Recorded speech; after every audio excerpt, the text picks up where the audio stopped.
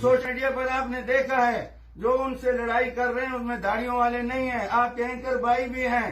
کیوں ان کو احساس ہے؟ کیوں اپنا نقصان کرتے ہو؟ کیوں اپنے ہاتھوں تباہ ہوتے ہو؟ خدا کا عذاب گردش کر رہا ہے. اس وقت ہم سب کو توبہ کرنے کی ضرورت. ان کے حقوق کے لیے جو بات کرتا ہے ہم تیار ہیں. ہر ممبر سے آواز اٹھائیں گے ان کے حقوق کے لیے، اسمبلیوں میں بھی ان کے لیے، لیکن اسلامی حقوق. یہ کافر ملک نہیں ہے کہ آپ انڈیا کے حقوق یہاں مانگتے ہیں، یہاں امریکہ کے حقوق نہیں.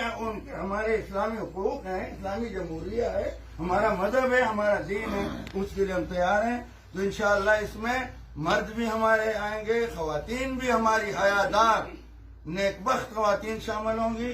اور ہم درخواست کرتے ہیں ڈی سی صاحب سے بھی، آئی جی صاحب سے بھی، اپنے فوج والے بھائیوں سے بھی، ان کی بھی بچیاں ہیں، ان کو بھی اللہ نے طاقت دی ہے.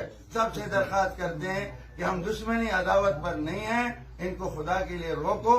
ان کے حقوق ہیں، لاؤ سامنے. علماء بٹھاؤ، ممبران بٹھاؤ، وکلاء بٹھاؤ، بیٹھے. اگر ان کے حق تلفی ہو رہی ہے ہم تیار ہیں ان کا ساتھ دیں. بے حیائی کا ساتھ کبھی نہیں دیں گے. اور یہ یاد اور نوٹ کر لو، اللہ کی لاٹھی بے آواز ہے. آج ایک وائرس نے کیا سے کیا کر دیا. اگر رب کے پاس زلزلے ہیں، خدا کے لیے اللہ سے بغاوت نہ. اور ہم ساری زندگی یہاں نہیں رہیں گے. ہم 6 فٹ قبر کو ضرور سامنے رکھو. کیا منہ دکھائیں گے؟ کل حضور صلی اللہ علیہ وسلم شفاعت کیسے فرمائیں گے؟ اس لیے ہم ان کے بھی خیر خواہ ہیں. ہم ان کو کہتے ہیں کہ خاوندوں کے پاس بیٹھو، اپنے حقوق طلاق اگر تمہیں انہوں نے حق نہیں دیا اور طلاق پھر رہی ہو اسی طرح آوارہ، ان سے جا کے مانگو. اسلام نے تمہیں جتنے حقوق دیے کسی اور نے نہیں دیے.